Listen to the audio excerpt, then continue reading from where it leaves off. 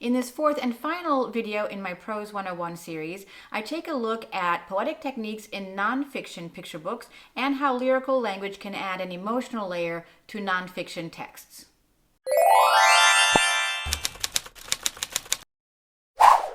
Welcome writers, I'm Renee Latulippe of the Lyrical Language Lab, the place for children's writers to learn all you need to know about rhyme, meter, and lyrical language. This is the fourth and final video in my Lyrical Prose 101 series. To give you a little recap, in the very first video, which you can see right here, I went over all of the terminology and definitions of what exactly is lyrical prose. In the second video, which you'll find right here, I took a look at lyrical prose in middle grade fiction and how it can be used to create and enhance character.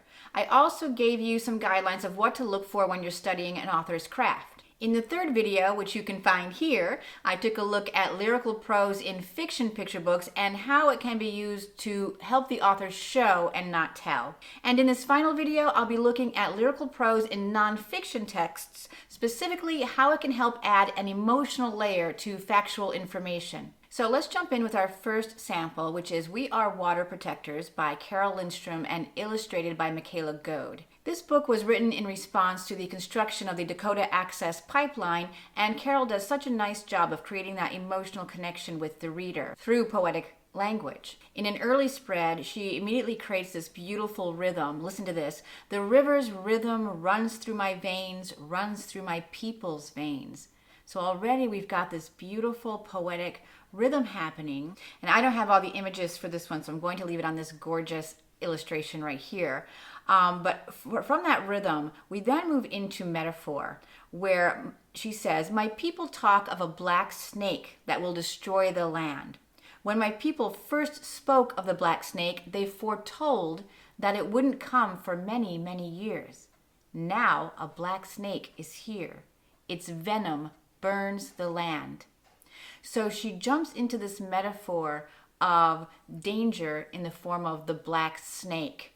And of course, that really helps to build the repetition of this black snake image, helps build the fear and the anticipation of a coming danger. And then later in the book, she continues to build that anticipation, but in this case, it's anticipation towards a call to action. So she uses repetition really well with "Take courage. I must keep the black snake away from my village's water. I must rally my people together to stand for the water, to stand for the land, to stand as one against the black snake. We stand with our songs and our drums." So here we had this really great sense of determination through this repetition. We stand, we stand, we stand. So at this point, I think she's really created an emotional connection where the reader is rooting for the narrator and her people to win over this great danger of the black snake. And I love how that metaphor is also carried through the whole book. That danger is carried through. And then even further along, we have this wonderful pacing, which creates an urgency. We fight for those who cannot fight for themselves, the winged ones, the crawling ones, for the four-legged, the two-legged, the plants, the trees, the rivers, the lakes.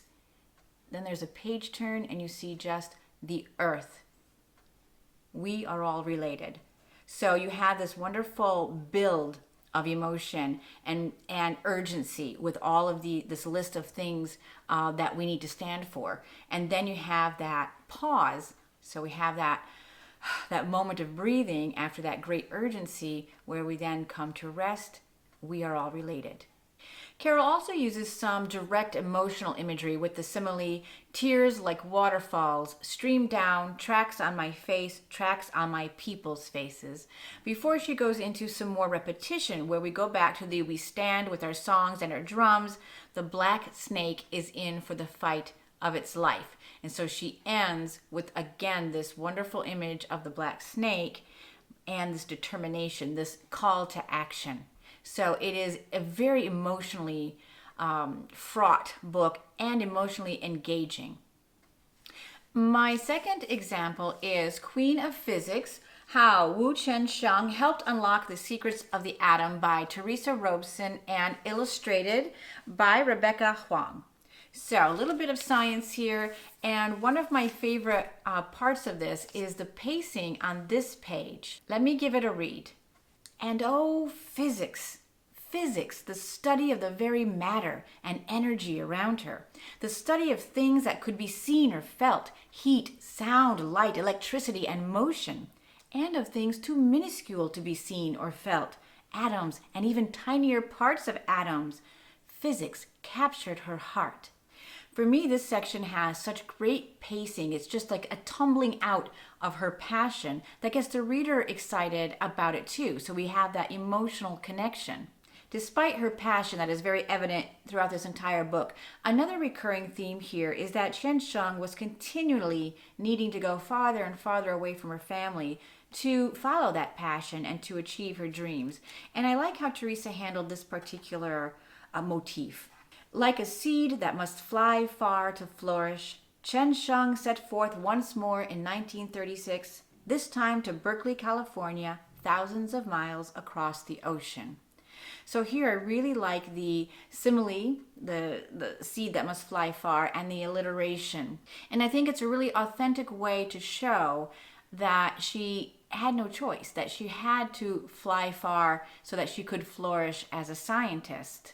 And why I think this is such a successful moment in this book, as far as adding that emotional layer, is that this is a book about beta decay, okay?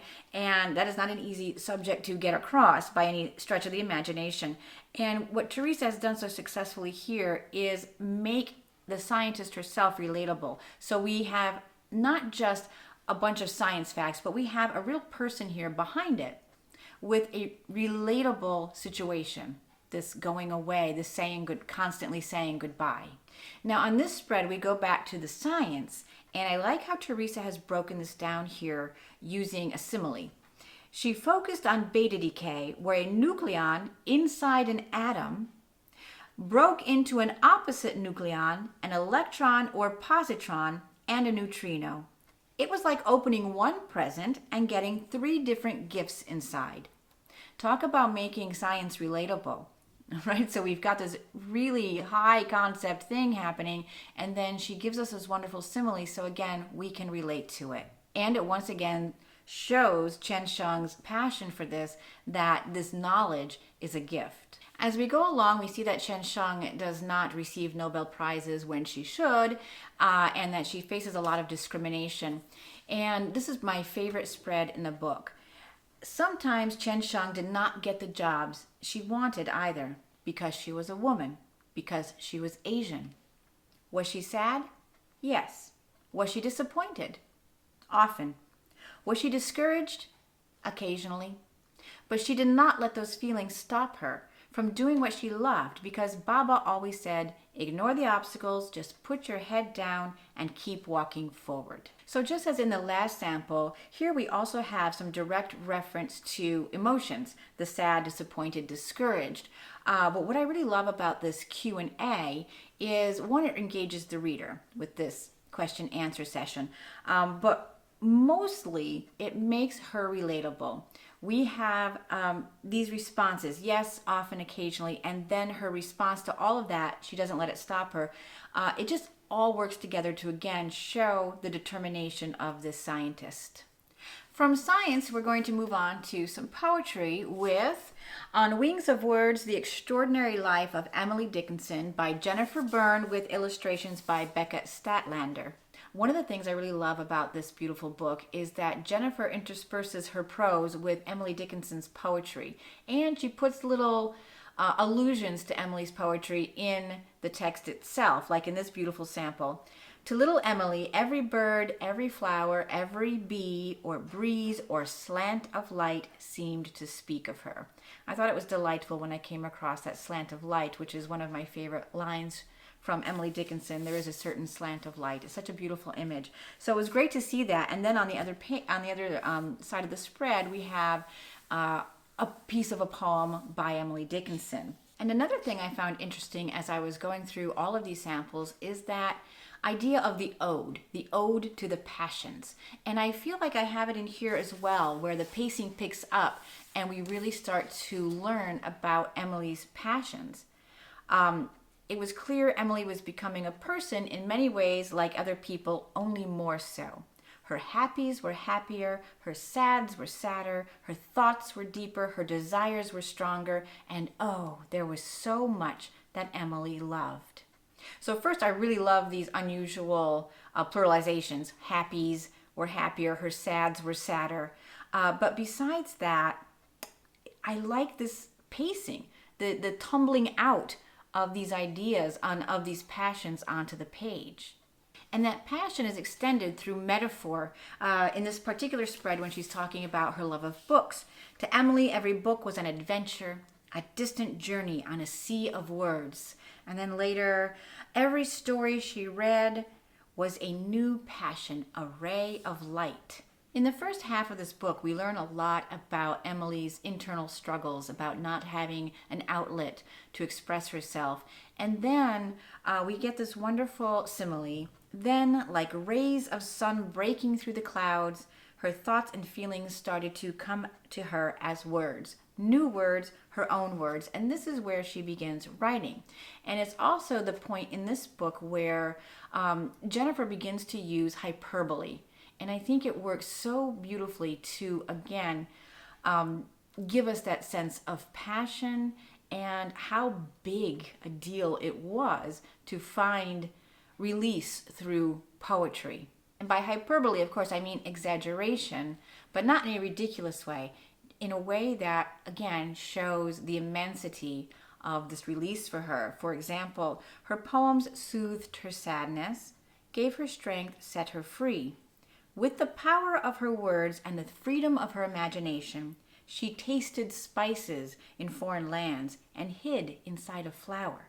She leaned against the sun, dwelt in a house of possibilities, and rode a carriage to the ends of time. So this is hyperbole because, of course, she didn't actually lean against the sun or travel in a carriage to the ends of time, but it certainly works to show us and to give us that emotion that she felt when finally she was free to fully express everything she desired and imagined. I just want to share a couple of other pages of the hyperbole because it's a great device to use and it's used really well here.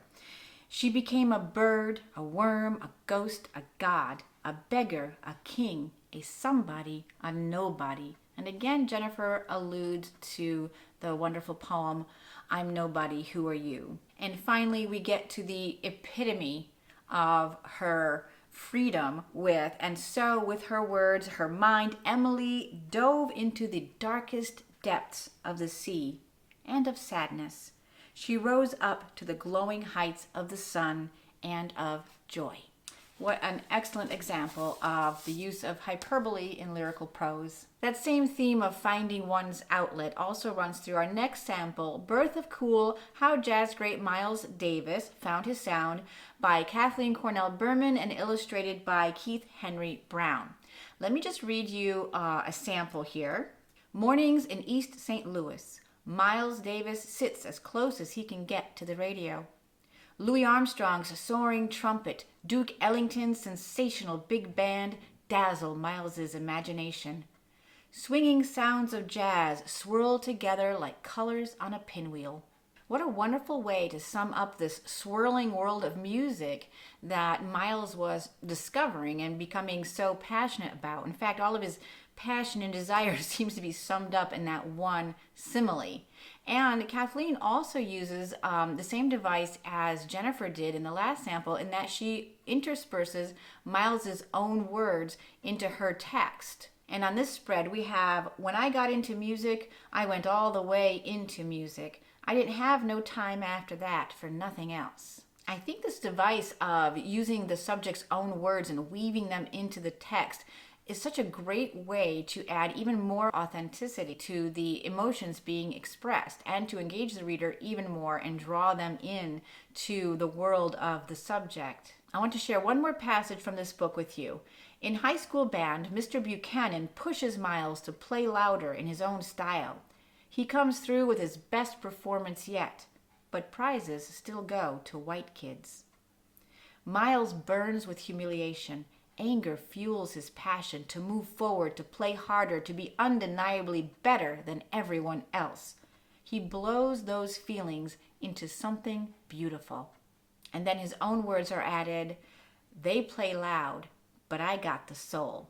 Again, I just really like the pacing of this passage where we have this tumbling out of emotions, and it shows the determination, again, of a young Miles Davis to find his own sound and to not let anything get in his way. We can all probably relate to that determination of achieving our dreams, and then ending with that marvelous and very appropriate idea of blowing those feelings into something beautiful. My next example is a really quick one from A Different Pond by Bao Fi, illustrated by T. Boy, and it is one of my favorite examples of conveying the emotional state of a character. So let me just read this one.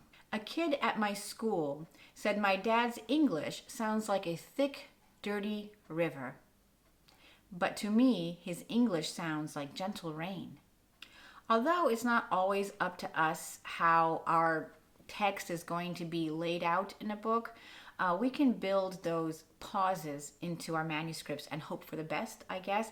But I just love how this is handled here, where we have that one little block of text about the dad's English sounding like a thick, dirty river.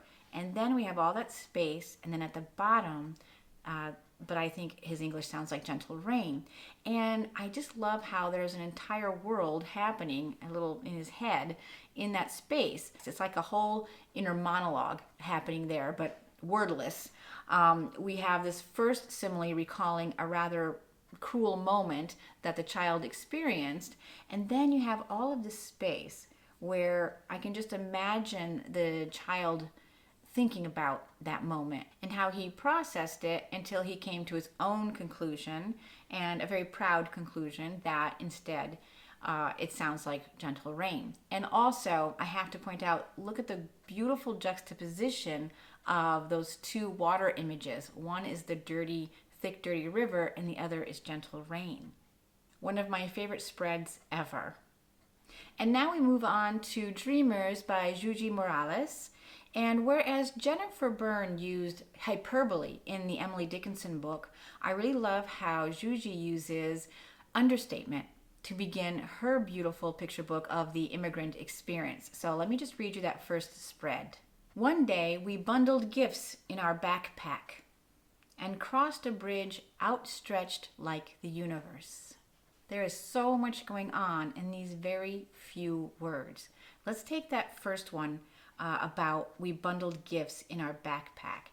I actually saw a video of Juji Morales talking about the symbolism in this book, and I'm going to put a link to that down below because it'll be very helpful to understand. But the gist is that those gifts that they bundled weren't just little trinkets, physical trinkets. They are the symbolic gifts that are everything the narrator and her 2-month-old child and all the experiences they had lived and all that they will be contributing to their new home once they get there. So they are the gifts of a lifetime, really, that they are transporting to a new land for them. And what I love about this particular device using understatement is just, as if all of that could fit in a backpack. And then on the next page, with the bridge outstretched like the universe, this wonderful simile and word choice that juxtaposes so brilliantly with the understatement of the gifts in the backpack. We have this enormity of a journey. It's outstretched like the universe. I can't even imagine this experience. And this, for someone who can't imagine that experience, this really gives me an emotional involvement in the story right away. And also the word choice of outstretched, I think, is a little piece of brilliance as well. And it's interesting because the connotation of that is very positive. You think of, at least I do, think of outstretched arms, ready to welcome you. So it's a welcoming image despite the uncertainty of the future. So there's a lot of hope also in this particular image. Hope that whatever is on the other side of that bridge is going to be good. And it combines all together to make this wonderful emotional connection so that the reader is rooting for the narrator, even as we might also be fearful for the narrator. Then I'm going to jump to the end of the book, where she writes, "Someday we will become something we haven't even yet imagined.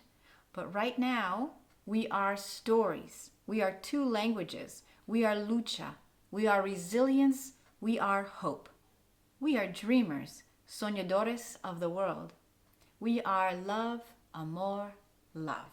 So with all of these metaphors at the end, we are this, we are that, we have this wonderful transformative power of hope. And she does indeed say, we are hope. So we've come full circle from the hope felt at the bridge to becoming hope ourselves. And it's just absolutely gorgeous. And these illustrations are amazing.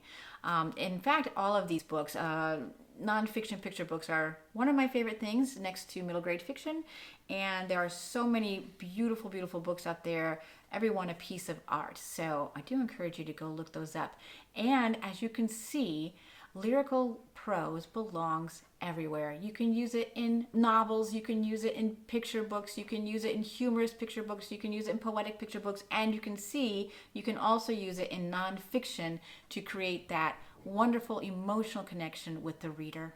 And there you have it. I hope this series has clarified for you what exactly is lyrical prose and how you can use poetic techniques no matter what you write to make your writing more musical and emotionally engaging for your reader. As always, you'll find links to all the books I talked about today down in the description below. And if you're new here, please do consider subscribing and then hitting that little notification bell so that you won't miss any future videos. So we'll see you next time. Ciao for now.